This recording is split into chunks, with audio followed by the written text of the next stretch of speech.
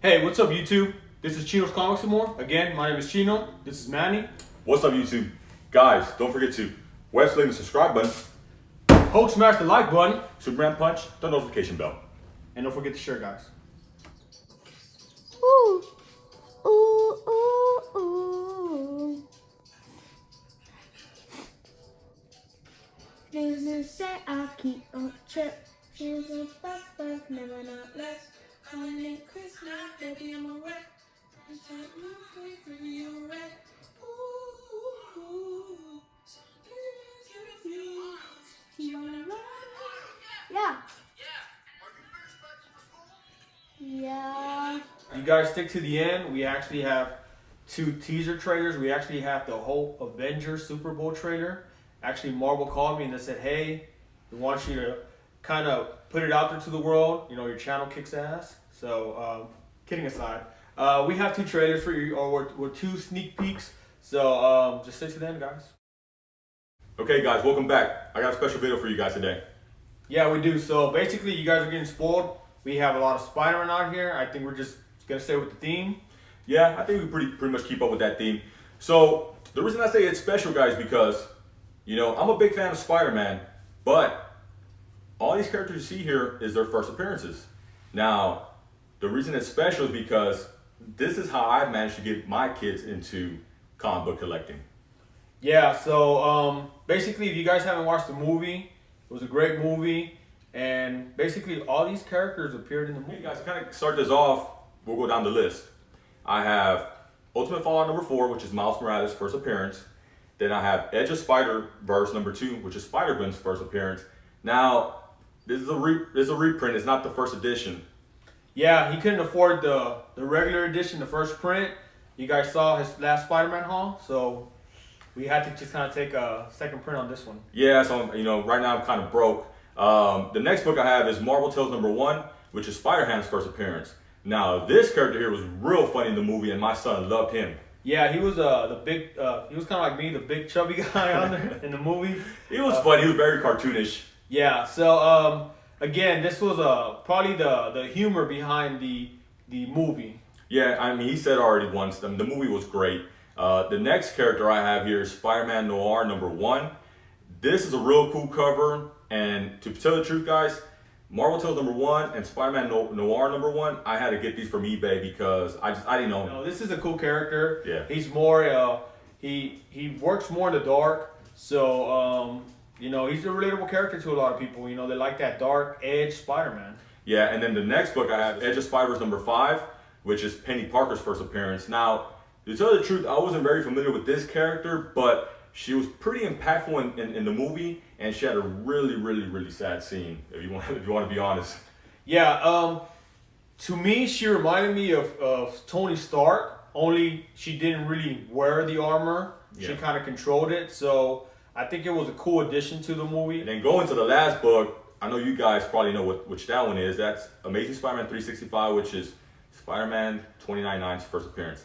Now, it's up in the air because they say this is his first appearance, and then people say he came out somewhere else. But just to kind of keep this simple, I believe that's his first appearance. Well, I'm just gonna say it's his first appearance. I don't care what everybody says. Yeah. So I guess if to kind of keep up with this theme, I don't know if you guys saw the intro, but we kind of did like a little throwback. So I do want to give a shout out to my son Nathan for making a little quick cameo on the show or on the tube. Yeah, Nathan, he knocked it out of the park. He didn't watch the movie like 20 times, so if he failed in it, it's his dad's fault. Nah.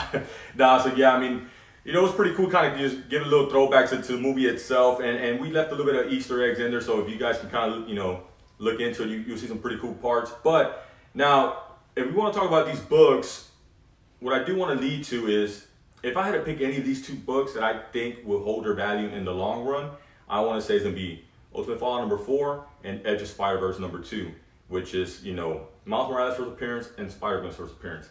Now, the reason I say that is because I think these books or these characters will stay relevant because there is a part 2 coming out from my understanding. But they already said that Spider-Gwen is getting her own animated movie. So you already know, you know, she was already a hot character to begin with. The book itself is pricey even to buy into it. So this book is going to stay hot. It's going to keep going up. And when the movie is even announced or released, this book's probably gonna explode. Yeah, and these are characters, you know, my personal opinion behind this is that these are characters that are coming in for the next generation. Kind of like when, well, I wasn't born when you guys were buying Amazing Fantasy 15 and all that, but when you guys started buying that, you guys were younger, and those are the characters that kind of stretched out for the next 50, 60 years. So you got to look at these new characters as that's the future for the next wave, the next generation. So look at it from that perspective. Yeah, and I think what's really cool about this is, you know, going with this theme, you know, my son now, he calls these his personal grails. And I want to touch base on that, guys. Honestly, a personal grail, it doesn't have to be a super expensive book. It doesn't have to be like a Hope #1 or whatever the case is, or like a real known character. A personal grail can be any book that you love or any character that you really do love. So in this case, you know, he's already telling me, this is my grail, this is my grail. I mean, that's music to my ears.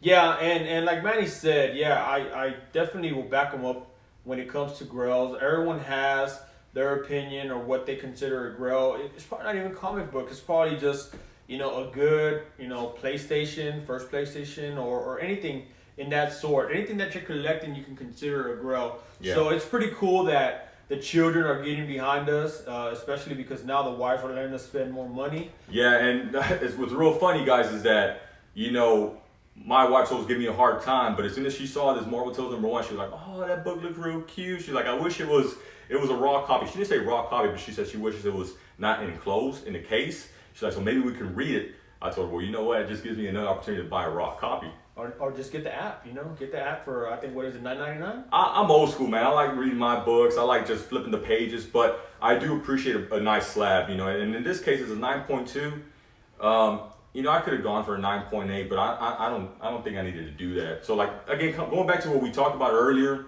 you know, these two books, the first ones that we have, Ultimate Fallout #4, Edge of Spider-Verse #2, you know, those you do want to get in a high grade. And if you can, buy those books as soon as possible. These other books, you know, you can buy them in a raw condition. I think you'll get them for a pretty reasonable price. The Spider-Man Noir #1, it's shot up quite a bit, but I think if you're patient, it will go down, and you could probably get it for maybe down the line, maybe like $50 or $70. Yeah, it's like anything, you know, once these guys get released, the movie hype is kind of behind, you know, they start kind of leveling out, but like anything, you know, again, these books, moving forward, especially the ones that we know characters are going to be recurring in movies, Yeah. you know, start picking those up. That's the best advice I can give anybody right now is, you know, if you're collecting for the hobby, you're collecting first appearances and whatnot, do it now before these get out of hand. And if you have children, again, and they're getting into this is a perfect way to kind of lead into their collection. Yeah, and we want to kind of give you guys a different perspective of other first appearances that you can buy. It doesn't always have to be a main character that's well established. There's a lot of ways to buy into a first appearance that's not going to break the bank. And it's cool, you know, because at the end of the day, it's a collecting thing. And if you want to get started in collecting, you know, you can always start off with smaller, lesser known characters because it's going to be a lot easier on your wallet. Yeah, sure. Yeah, definitely. Collecting can be very expensive, guys. Aside from that, man, I think I'm just gonna let Manny continue to kind of keep talking. I'm gonna go jam out to that song again. Yeah, and I guess, guys, to wrap this up, guys, what I want to say is, you know, again, these two books are probably going to be the ones that are going to keep going up. So try to get them when you can. These other 4 books, they're cool books to own, and it's just, again, it's just another way to kind of get your kids involved if you have any kids, or if you're a big kid yourself, man. You know, these are pretty cool books to own. So aside from that, guys, I think that's it for us, man. Yeah, that's it, Guys, guys. we're out. I wonder what it is. Me too! You already have.